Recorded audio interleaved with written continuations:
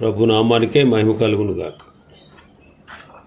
కూడి వచ్చిన మీ అందరికీ కర్మిల ఆత్మీయ సహవాస సంఘ విశ్వాసులందరికీ మన ప్రభువును ఆయన ప్రియ కుమారుడునైన యేసుక్రీస్తు వారి శ్రేష్టమైన నామలో శుభములు మరియు అందరికీ వందనాలు. యెషయా గ్రంథం 8వ అధ్యాయాన్ని మనం ధ్యానం చేసుకున్నాం. యెషయా గ్రంథం 8వ అధ్యాయం. ఇందులో ముఖ్య అంశం ఏంటంటే తీర్పు యొక్క నిశ్చయత. తీర్పు యొక్క నిశ్చయత. ఇశ్రాయేలులు సిరియాను గురించినటువంటి ప్రవచనం మొదటి 4 వచనాల్లో చూస్తాం. వారికి రాబోయేటువంటి విపత్తు మనం ఈ అధ్యాయంలో చూస్తాం. 7వ అధ్యాయంలో అంశమే ఈ భాగంలో కూడా కొనసాగుతూ ఉంది.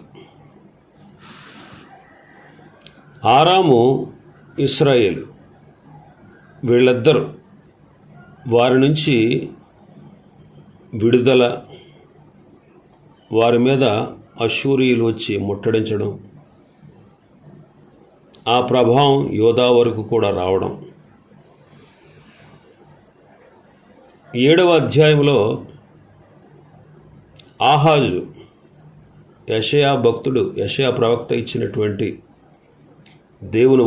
దేవుని యొక్క వాక్కును తిరస్కరించడం, ఆహాజు యొక్క అపనమ్మిక, యోధాపైకి వచ్చేటువంటి తీర్పు అనే ప్రతికూల అంశాలు 7వ అధ్యాయంలో ఉన్నాయి. కానీ 8వ అధ్యాయంలో అనుకూలమైన విషయాల మీద కేంద్రీకరించబడింది. వారికి విడుదల రావడం, ఆ విడుదల దానితో పాటు అంతకంటే కూడా గొప్పదైన విమోచకుణ్ణి సూచించడం ఈ అధ్యాయంలో మనం చూస్తాం. మొదటి 4 వచనాలు చెబుతాను. మరియు యెహోవా, నీవు గొప్ప పలక తీసుకుని మహేరుషాలాల్ హాష్బజ్ అను మాటలు సామాన్యమైన అక్షరములతో దాని మీద వ్రాయము. నా నిమిత్తము నమ్మకమైన సాక్ష్యము పలుకుటకు యాజకుడైన ఊరియాను, ఎబెరెక్యాయు కుమారుడైన జకర్యాను సాక్షులనుగా పెట్టదనని నాతో చెప్పగా, నేను ప్రవక్త యొద్దకు పోతిని. ఆమె గర్భవతి కుమారుని కనగా యెహోవా అతనికి మహేరుషాలాల్ హాష్బజ్ అని పేరు పెట్టుము. ఈ బాలుడు నాయనా, అమ్మా అని అననారక మునుపు అష్షూరు రాజును అతని వారును దమస్కు యొక్క ఐశ్వర్యమును, షోమ్రోను దోపుడు సొమ్మును ఎత్తుకొని పోవుదురనెను. ఇక్కడ ఆరాము, ఇశ్రాయేలు వీళ్ళిద్దరూ కలిసి యోధాను నాశనం చేయాలని చూశారు. ఇక్కడ మరొక సూచన వారి నాశనం కొరకు ఇవ్వబడింది. ప్రభు అంటారు, నీవు గొప్ప పలక తీసుకో, మహేరుషాలాల్ హాష్బజ్ అని దాని మీద రాయి. దాని అర్థం ఏంటంటే, మహేరుషాలాల్ హాష్బజ్ అంటే త్వరితముగా దోపుడగును, ఆతురముగా కొల్ల పట్టబడును. త్వరితముగా దోపుడగును, ఆతురముగా కొల్ల పెట్టబడును. దానికి 2 సాక్షుల్ని పెడుతున్నాడు. నా నిమిత్తము నమ్మకమైన సాక్ష్యం పలకడానికి ఊరియా, జకర్యా వాళ్ళిద్దరిని సాక్షులుగా పెడుతున్నాడు. ఊరియా ఎవరు అంటే ప్రధాన యాజకుడు. ఊరియా ఎవరంటే ప్రధాన యాజకుడు. రాజుల 2వ గ్రంథం 16వ అధ్యాయం 10వ వచనాన్ని చదివితే, రాజుల 2వ గ్రంథం 16వ అధ్యాయం 10వ వచనం. రాజైన ఆహాజు అష్షూరు రాజైన తెగ్లత్పిలేసెరును కనుసుకొనుటకై దమస్కు పట్టణమునకు వచ్చి, దమస్కు పట్టణమందు ఒక బలిపీఠమును చూసి దాని పోలికను మచ్చును దాని పని విధమంతయును యాజకుడైన ఊరియాకు పంపెను. ఊరియా యాజకుడు. ఊరియా యాజకుడు. రెండవ అతను జకర్యా.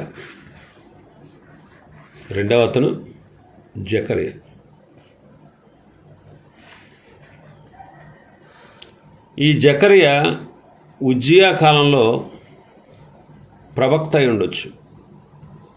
దినవృత్తాంతాల 2వ గ్రంథం 26వ అధ్యాయం 5వ వచనం. దేవుని ప్రత్యక్ష విషయమందు తెలివి కలిగిన జకర్యా దినములలో అతడు దేవుణ్ణి ఆశ్రయించెను. అతడు యెహోవాను ఆశ్రయించినంత కాలము దేవుడు అతన్ని వర్ధిల్ల చేసెను అంటాడు. ఒకవేళ బహుశా ఈ జకర్యాన కావచ్చు, లేకపోతే హిజ్కియా కాలంలో దేవాలయాన్ని పవిత్రపరిచిన వారిలో ఒకడు ఉంటాడు. దేవాలయాన్ని పవిత్రపరిచిన వాళ్ళలో 29వ అధ్యాయం 12వ వచనం. అప్పుడు కహాతీయుల్లో అమాసై కుమారుడైన మహతు, అజర్యా కుమారుడైన యోవేలు, మొరారీయుల్లో అబ్దీ కుమారుడైన కీషు, ఎహెల్లలేలు కుమారుడైన అజర్యా, గెర్షోనీయుల్లో జమ్మా కుమారుడైన యోవాహు కుమారుడైన ఏదేను, ఎలీషాఫాను సంతతి వారిలో షిమ్రి, యెహీయేలు, ఆసాపు కుమారులలో జకర్యా, మత్తన్య. ఇక్కడ 2 సాక్షుల్ని పెడుతున్నాడు. 2 సాక్షుల్ని పెడుతున్నాడు. మరి ఎందుకు 2 సాక్షుల్ని పెట్టాడు అనేది చూద్దాం. అయితే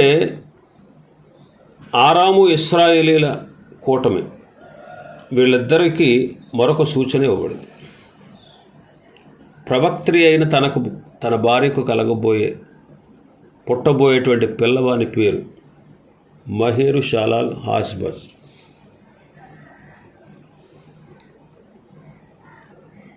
ఇవ్వబడిన ప్రవచనం ప్రకారం కొంతకాలానికి నెరవేరబోతుందన్నమాట. ఎందుకంటే ఆ బాలుడు నాయన, అమ్మ అని పలకకు ముందే, అననేరక ముందే అష్షూరు రాజు దమస్కు పట్టణాన్ని, దాని ఐశ్వర్యాన్ని, షోమ్రోనును దోపుడు సొమ్ముగా ఎత్తుకుపోతాడు. చాలామంది పిల్లలు నాయన, అమ్మ అనే మాటలు ఒక సంవత్సరంలోనే అంటారు. సంవత్సరం దాటుతుందనగా అంటారు. అష్షూరు రాజుచే ఆరాము నాశనం చేయడానికి, ఇశ్రాయేలుని నాశనం చేయడానికి దేవుడి 2వ సూచన ఇచ్చాడు. ఈ ప్రవచనానికి ప్రముఖులు సాక్షులుగా ఉన్నారు. యెషయా చెప్పే ప్రవచనాలు నెరవేరబోతున్నాయి కాబట్టి అవి దేవుని నుండే వస్తున్నాయి అనేటువంటి నమ్మిక ప్రజలలో కలుగుతోంది. యెషయా తనకు కలగబోయేటువంటి కుమారుడి పేరు పెద్ద పలక మీద రాయాలి. ఆ కుమారుడు గర్భం ధరించకముందే ఆ పేరు ప్రకటించబడాలి. దానిని బట్టి అది తప్పకుండా నెరవేరుతున్నది అనేటువంటిది గట్టి సూచన. బైబిల్లో రాయబడిన పేర్లలో మహేర్ షాలాల్ హాష్బజ్ అనేది అతి పొడవైన పేరు అన్నమాట. దాని అర్థం త్వరితముగా దోపుడగును, ఆతురముగా కొల్లపెట్టుడు.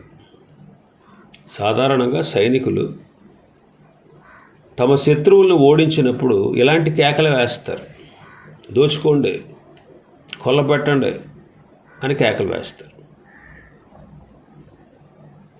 మరి యుద్ధం జరిగినప్పుడు ప్రజలు ఈ కేకలు విన్నప్పుడు ఆ పేరు గల బాలుణ్ణి, దేవుని ప్రవచనాన్ని వాళ్ళు గుర్తు చేసుకుంటారు అన్నమాట. అందుకే ఇద్దరు సాక్షులు పెడుతున్నాడు. బైబిల్ చెప్పేది ఏంటంటే ఒక్క వ్యక్తి మాట మీద ఎవరికి శిక్ష విధించకూడదు. ఇద్దరు లేక ముగ్గురు సాక్షులు ఉంటేనే ఆ సాక్షులను బట్టి వారికి శిక్ష విధించాలని ధర్మశాస్త్రం చెబుతుంది. ఒక్క సాక్షి మాట మీద మనం శిక్ష విధించకూడదని రాసి ఉంటుంది. సంఖ్యాకాండం 35:30.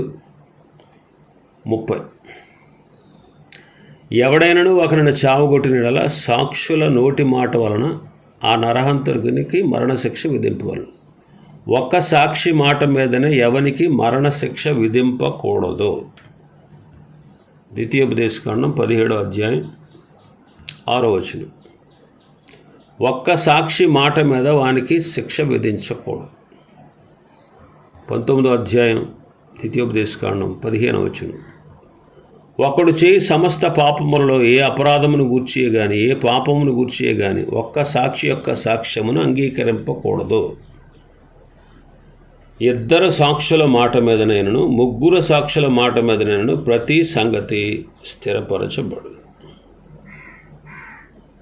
కాబట్టి వారికి శిక్ష విధించక ముందే సాక్షులను ఇద్దరిని పెడుతున్నాడు. 3-4 వచనాలు మనం చూస్తే ప్రవక్త అయినటువంటి యెషయా, ప్రవక్త్రి అయినటువంటి యెషయా యొక్క భార్య, ఆమె పేరు రాయబడలేదు కానీ బైబిల్లో, తనకు పుట్టబోయేటువంటి కుమారుడు గురించి రాయబడింది. తనకు పుట్టబోయేటువంటి కుమారుడు 1 సంవత్సరం వయసు లోపలే, అంటే 9 నెలల గర్భంలో మోయాలి, 1 సంవత్సరం పెద్దోడవ్వాలి. అంటే 1 సంవత్సరం 9 నెలల్లో ఇంచుమించుగా 2 సంవత్సరాల లోపు అష్షూరు రాజు ఆరాము ముఖ్య పట్టణమైనటువంటి దమస్కును, ఇశ్రాయేలుల ముఖ్య పట్టణమైనటువంటి సమరయను వాళ్ళు నాశనం చేశారు. ఇది క్రీస్తు పూర్వం 732లో జరిగింది. యెషయా ప్రవచించినట్లు దమస్కు అంటే ఆరాము, ఇశ్రాయేలీలు వీళ్ళిద్దరి దేశం పడిపోవడాన్ని మనం చూస్తాం. వీళ్ళిద్దరి దేశాలు పడిపోవడం, నాశనం అవడం చూసి యోధావారు దేవుని వైపు తిరగాల్సిందే. యోధావారు దేవుని వైపు తిరగాల్సిందే. కానీ యోధావారు తమ మనస్సును మార్చుకోలేదు. ఇంకా 5వ వచనం నుంచి 8వ వచనం వరకు మనం చూస్తే మన భాగంలో 5వ వచనంలో, మరియు యెహోవా ఇంకా నాతో ఇలాగ సెలవిచ్చాడు, ఈ జనులు మెల్లగా పారు సిలోహు నీళ్లు వద్దని చెప్పి రెజీనుని బట్టి రెమల్యా కుమారుని బట్టి సంతోషించుచున్నారు. ఈ జనులు అనే మాట ఉత్తర రాజ్యమైన ఇశ్రాయేలీలను సూచిస్తాం. ఎందుకంటే వారు యోధాను తిరస్కరించారు. ఆరాము రాజైనటువంటి దమస్కు రాజైనటువంటి రెజీనుతో జతకట్టారు.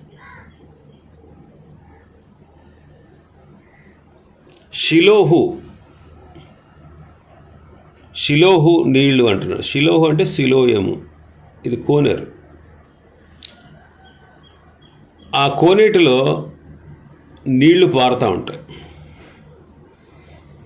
ఆ ఊట నుంచి ఉద్భవించి మెల్లగా ఒక ఊట యెరూషలేములోకి పారుతుందన్నమాట. ఇది శాంతికరమైన జలములు. బలమైన యూఫ్రటీసు విస్తార జనములతో పోల్చబడింది.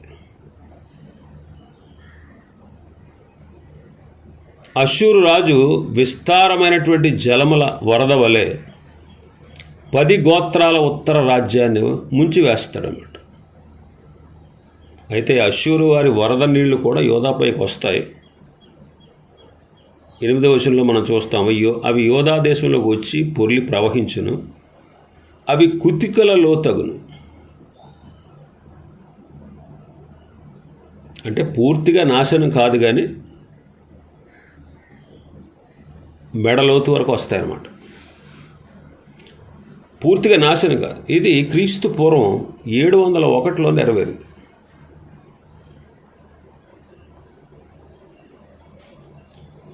701లో నెరవేరింది. దేవుని నుండి రాబోయేటువంటి విజయాన్ని మనం 9వ వచనం నుంచి చూస్తాం. దేవుని నుంచి రాబోయేటువంటి విజయం. అష్షూరీయుల చేతిలో యోధా ఓడిపోతున్నట్లుగా కనబడుతున్న సమయంలో యెషయా యోధా వారికి అభయం ఇస్తున్నాడు. ఎందుకనంటే యోధా విజయం పొందబోతుంది. 9-10 వచనాలు. జనులారా రేగుడి, మీరు ఓడిపోదురు. దూర దేశస్థులారా మీరందరూ ఆలకించుడి, మీరు నడుము కట్టుకొనినను ఓడిపోదురు. నడుము కట్టుకొనినను ఓడిపోదురు. ఆలోచన చేసుకొనినను అది వ్యర్థమగును. మాట పలికినను అది నిలవదు. దేవుడు మాతో ఉన్నాడు.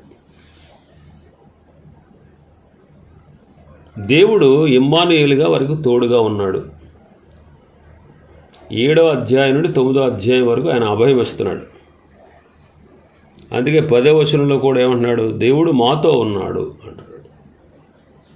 జనులారా రేగుడి, అయినా మీరు ఓడిపోతారు. దూర దేశస్థులారా మీరు ఆలకించండి, మీరు నడుము కట్టుకునినా ఓడిపోతారు. ఈ వచనంలో ఇశ్రాయేలు శత్రువులు ఓడిపోతారు అని 3 సార్లు నొక్కి చెబుతున్నాడు. శత్రువులు ఎంత మంచి వ్యూహం పనినా, ఎంత బలంతో యోధాపై పడినా వారు గెలవలేరు. ఎందుకంటే దేవుడు వారికి తోడుగా ఉన్నాడు.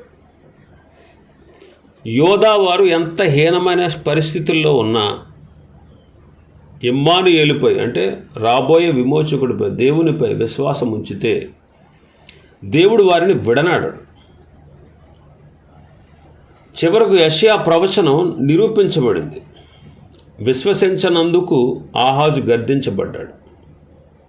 ఈ ప్రవచనం ఇవ్వబడిన కొన్ని రోజులకే సిరియా రాజు అంటే దమస్కు రాజు హతము చేయబడ్డాడు. తెగ్లత్-పిలేసర్ చేతిలో హతము చేయబడ్డాడు. రాజుల 2వ గ్రంథం 16వ అధ్యాయం 9వ వచనం.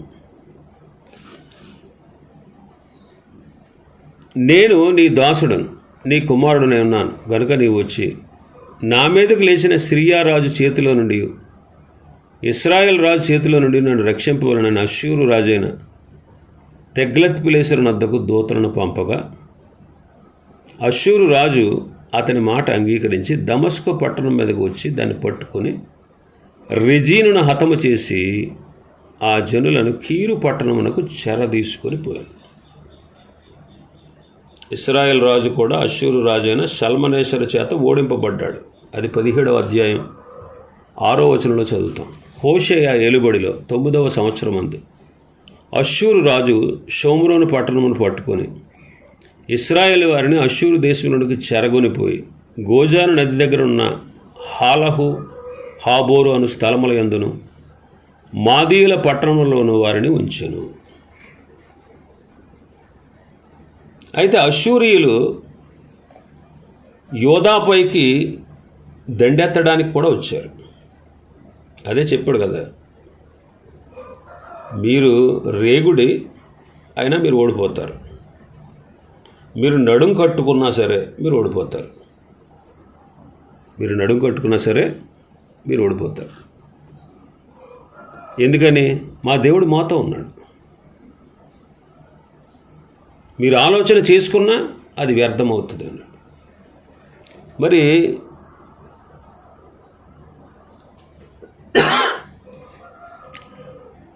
కుతికల లోతగును అన్నాడు కదా 8వ వచనం. అవి యోధా దేశంలోకి వచ్చి పొర్లి ప్రవహించును, అవి కుతికల లోతగును. ఈ అష్షూరు రాజే యోధా మీద కూడా వచ్చాడు తర్వాత. ఎప్పుడు? హిజ్కియా కాలంలో. దూరంగా ఉన్నటువంటి వేళ్ళలో అష్షూరీయులు నడుము కట్టుకుని యోధాపైకి వచ్చినా ఆ రాత్రి ఏం చేశాడు దేవుడు? ఒక దూతను పంపి అష్షూరు వారి దండుపేటలో 185,000 మందిని హతము చేశాడు. ఉదయాన్నే వారు లేచి చూడగా వారందరూ మృత కళేబరములై ఉండిరి. రాజుల 2వ గ్రంథం 19లో చదువుతాం మనం ఈ మాటలు. రాజుల 2వ గ్రంథం 19వ అధ్యాయం 35వ వచనం. ఆ రాత్రి యెహోవా దూత బయలుదేరి అష్షూరు వారి దండుపేటలో జొచ్చి 185,000 మందిని హతము చేసెను. ఉదయమున జనులు లేచి చూడగా వారందరూ మృత కళేబరములై ఉండేరు. కాబట్టి వాళ్ళు ఓడిపోయారు. అందుకే 8వ వచనంలో ఇంకొక మాట అంటాడు భక్తుడు. 8వ వచనంలో యెషయా ఇంకో సాదృశ్యాన్ని ఇస్తున్నాడు. అష్షూరు ఒక పెద్ద పక్షిలాగా తన రెక్కలను యోధాపై వాల్చుతూ మింగడానికి ప్రయత్నిస్తుంది. 8వ వచనంలో బి పార్ట్ మనం చదివితే, ఇమ్మానుయేలు, పక్షి తన రెక్కలు విప్పినప్పటి వలె దాని రెక్కల వ్యాపకము నీ దేశ వైశాల్యం అంతటను వ్యాపించును అంటాడు. అంటే అష్షూరు యోధాను మృంగివేయడానికి సిద్ధంగా ఉంది.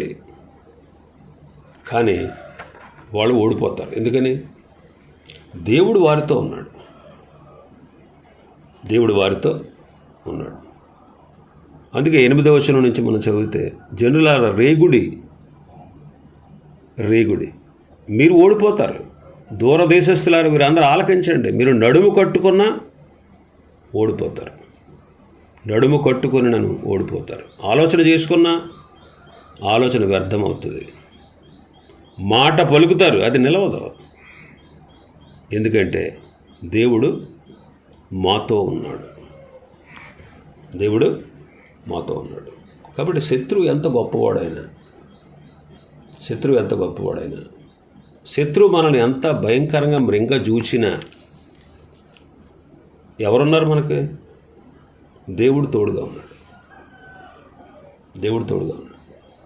కొన్నిసార్లు ఎన్నో భయంకర పరిస్థితులు మనల్ని చుట్టుముడతాయి, అలుముకుంటాయి, కమ్ముకుంటాయి. వరదల్లాగా, సముద్ర తరంగాల్లాగా. ఇక్కడ మనం చదువుకున్నాం కదా, యోధా దేశం మీదకు వచ్చి పొర్లి ప్రవహించును, అవి కుతికలలో తగును. ఒక పెద్ద పక్షి రెక్కలు విప్పినప్పుడు ఆ రెక్కల వ్యాపకం దేశ వైశాల్యం అంతా వ్యాపించినా వాళ్ళు ఓడిపోతారు, వాళ్ళు గెలవలేరు, వాళ్ళ వల్ల కాదు. ఎందుకంటే దేవుడు మాతో ఉన్నాడు. మన శత్రువు సాతాను చాలా బలవంతుడు, కానీ సాతాను కంటే బలవంతుడు మన దేవుడు. అందుకే మన పక్షమై ఉన్నవాడు వాళ్ళకంటే అధికుడు అంటాడు ప్రవక్త.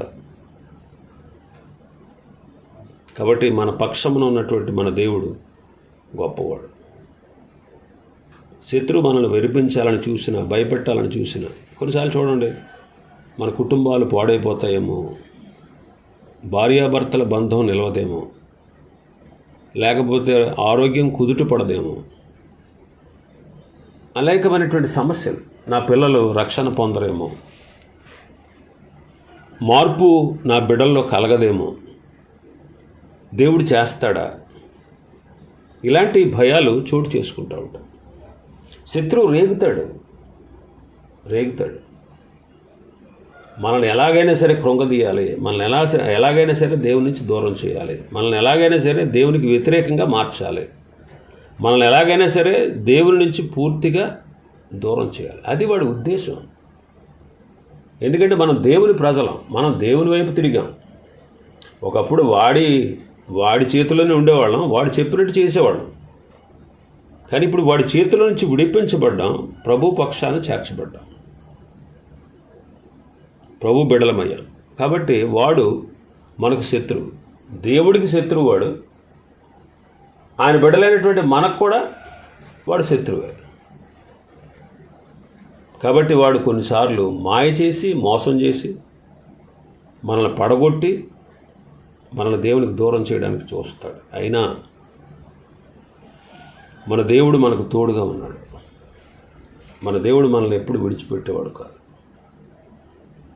మన దేవుడు అన్ని పరిస్థితుల నుంచి మనల్ని విడిపించి రక్షించగల సమర్థుడు. ఆయనకు అసాధ్యమైనదంటూ ఏది లేదు. కొన్నిసార్లు మన అవివేకం వల్ల, కొన్నిసార్లు ఇతరులు మనల మీద కీడు చేయాలని సంకల్పించినందువల్ల, కొన్నిసార్లు సాతాను శోధనల వల్ల, కొన్నిసార్లు దేవుని పరీక్ష వల్ల అనేక రీతులుగా మనకు శ్రమలు, కష్టాలు, బాధలు కలుగుతాయి. కానీ ఒకటే గుర్తుపెట్టుకోవాలి, మనం శత్రువు ఎంత రేగినా, ప్రవాహం వల్లే మన మీదకి వచ్చినా వాడు మనల్ని ఏమీ చేయలేడు. ఎందుకని? దేవుడు మనతో ఉన్నాడు. ఇంకా చాలా విషయాలు ఈ అధ్యాయంలో ఉన్నాయి. ప్రభు చిత్తమైతే రేపు దినం మరికొన్ని విషయాలు మనం ధ్యానం చేసుకుందాం. దేవుడి వర్తమాన వాక్యాన్ని మనం వెనుకడిలో ఆశీర్వదించునుగాక. ఆమేన్.